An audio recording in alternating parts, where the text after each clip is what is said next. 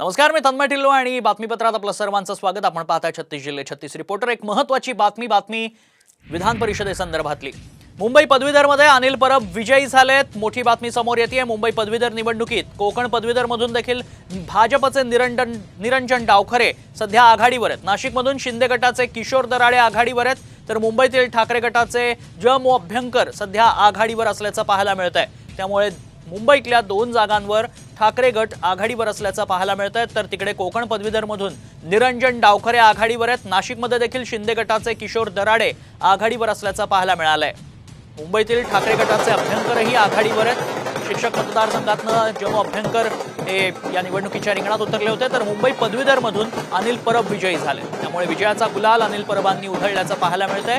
काही 2 ते 3 दिवसांपूर्वी चंद्रकांत पाटलांनी ॲडव्हान्समध्ये अनिल परबांना विजयाचा पेढा देखील भरवला होता।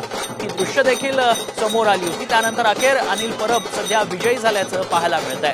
कोकण पदवीधरमधून सध्या डावखरे आघाडीवर आहेत, अनिल परब विजयी झाले। त्यांच्या विरोधात भाजपनं किरण शेलार यांना रिंगणात उतरवलं होतं, त्यांचा पराभव झाला। निरंजन डावखरे सध्या आघाडीवर आहेत।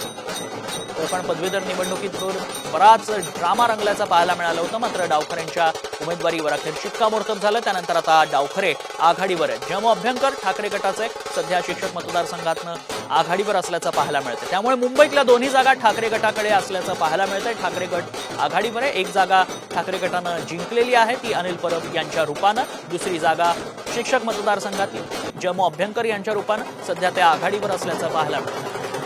त्यामुळे अनिल परब विजयी झाले। त्यानंतरचं सेलिब्रेशन, त्यानंतरचा जल्लोष, आनंद कशा पद्धतीत कार्यकर्ते शिवसैनिक व्यक्त करतात त्याचीच ही दृश्य।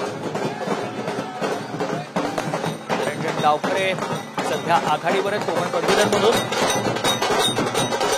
नाशिकमध्ये किशोर दराडे शिंदे गटाचे किशोर ते देखील आघाडीवर असल्याचं पाहायला मिळतं। परबांनी मात्र विजयी गुलाल उधळल्याचं पाहायला मिळालं।